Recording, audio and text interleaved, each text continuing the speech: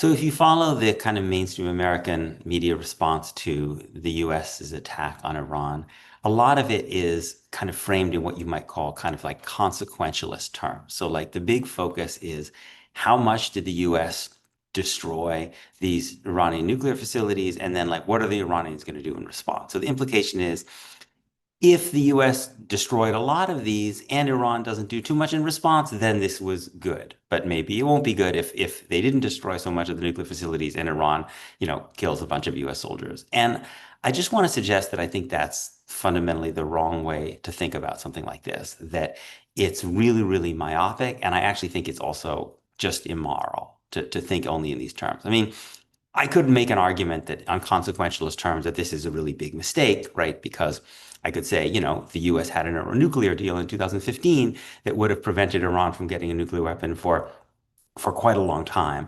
And so you didn't need to do this. And beyond that, the US troops are very vulnerable, particularly in Iraq, where the pro-Iranian militias are very, very tied into the Iraqi military. So I could make a consequentialist argument. But in some ways, I just think actually even that like concedes too much, that's actually just fundamentally the wrong discourse to be involved in. And the reason is, first of all, because I think that this kind of consequentialist discourse just has way too limited a kind of framework in terms of time horizon, right? So let's say the US does set back the Iranian nuclear program by a long way, and Iran is just too afraid or too weak to really do much in response. Oh, it's a success, right? Well, but over what time frame? I mean, the US, you could have said that the US had a big success when it overthrew Mohammad Mossadegh in Iran in the 1950s because he was going to nationalize oil industry and do things that America didn't like. And it might have been for years after that, it looked like a good idea. But you were laying the groundwork for a politics in Iran that was ultimately going to lead decades later to the overthrow of a pro-American leader and the emergence of a militant anti-American leadership, which is the point is when you do things, you produce political consequences that play out over long, long periods of time, and you don't know what the long-term consequences are going to be. Israel thought it had a huge success when it attacked the Osirak nuclear reactor in 1981. People still cite that as this great precedent of Israel bombing Saddam Hussein's nuclear reactor. But in fact, if you look at what Iraqi nuclear scientists and Bob Woodward and others have said in response, actually what happened, if you look over a longer time horizon, was that Saddam Hussein redoubled his nuclear efforts. He put much, much more money into it. He did it in a much more clandestine way. He had gotten very close to a nuclear weapon on the eve of the Gulf War. So the first point is that this kind of consequentialism, I think, really just doesn't think enough about the long-term consequences of how people in a society, in a country, react when you have attacked them. And generally, their responses are not going to make them more sympathetic to your country. They're probably going to lead them to look for responses that over the longer term are basically going to be ones that are going to cause you greater problems. In particular, the lesson is going to be, and you don't have to be a rocket scientist, pardon the pun, to see this, that the lesson is going to be you have to have a nuclear weapon if you're going to be safe in the United States. That's the lesson of Iraq. It's the lesson of Libya. It's the lesson of Iran. It's the counter lesson of North Korea, which hasn't been attacked as a nuclear weapon. And that's not just a lesson that's going to be learned by Iranians. It's going to be learned by lots and lots and lots of people because the United States, it turns out, is not willing to negotiate diplomatically in good faith to try to come to terms with countries that it thinks might have nuclear weapons. It just attacks them until they do, right? Which is therefore you need one. The second reason I think this consequentialism is really wrong-headed is not just in terms of timeline, but it doesn't think about cost-benefit analysis, right? So I'm going to say something now that is not the kind of thing that hard-headed, realist foreign policy observers tend to say when they go on the news or they, write in the New York Times. And that's that when I was on the subway this morning, I saw, as I almost always do when I'm on the subway, a homeless guy sprawled out on the subway lines, right? And I saw other people who were clearly in distress, right? I also saw the New York Times today say that New York City's food pantries are basically in desperate straits because they don't have enough money. I will never forget being in a deli in New York a year or so ago and overhearing two people who worked at that deli, basically one telling them that they were very sick, they didn't have any health care, and literally this other person in the deli praying with this other deli worker and trying to offer some kind of homemade medicinal suggestions about what they do. This is in this is in the United States of America. This is the country in which you live. I was just in Ireland, a country that was historically much, much poorer. I didn't see any homeless people on the street, right? That is, if you want to have think about consequences, you have to think about not just in terms of broader consequences of time, but in terms of opportunity costs, right? America is and as America has become a more and more powerful empire, it is in so many ways hollowed itself out at home.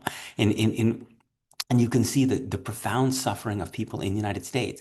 And how much is this costing the United States? How much is it costing? This is not a subject that gets discussed almost ever, right? When these actions take place. And what could the US be doing with that money that might actually make lives better for Americans, given that Iran poses no threat to the United States? Zero. America has thousands of nuclear weapons. Iran has not one, and our own CIA, Director of National Intelligence, doesn't even say that they have a desire at this point to get one or that they did have one, right? So when you think about cost-benefit analysis, can you actually say that ordinary Americans are better off spending the hundreds of millions of dollars, even billions of dollars that ultimately this might cost, not to mention the increased cost because oil prices will go up, as opposed to basically just spending that money. Again, I'm sorry, this doesn't sound very sophisticated, but just spending that money so that homeless guy on the subway in New York basically has a place to sleep tonight, right?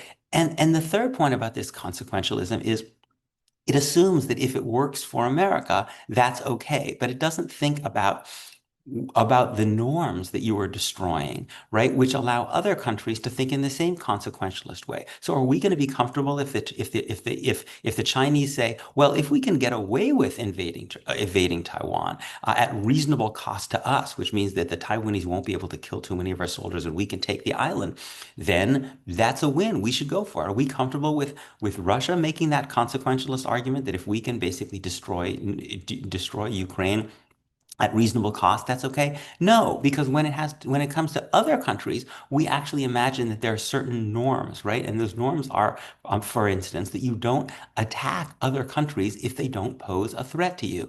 And it's just it's a complete illusion to think that that America can destroy these norms again and again and again without having an impact on other countries' behavior. We know that the Iraq War was cited by, and Libya attack was cited by Vladimir Putin again and again in his attacks on Georgia, in his attacks on Ukraine. This is the very point of international norms, the norms that were created in large measure after what the Nazis did in World War II.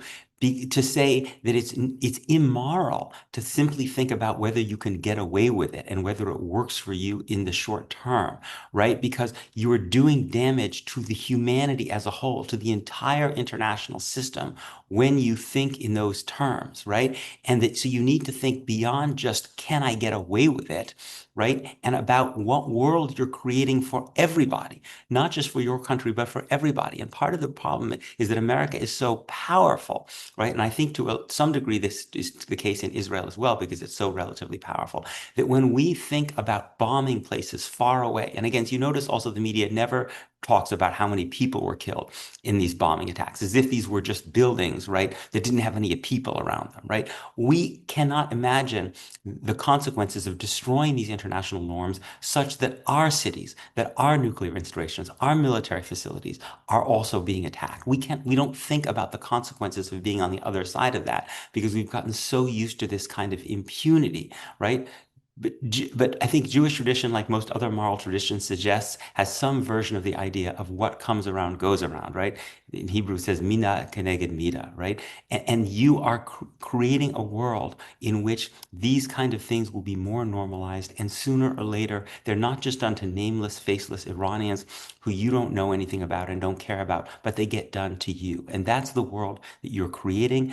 That's the world that Donald Trump has moved us towards with this illegal, unconstitutional attack on Iran.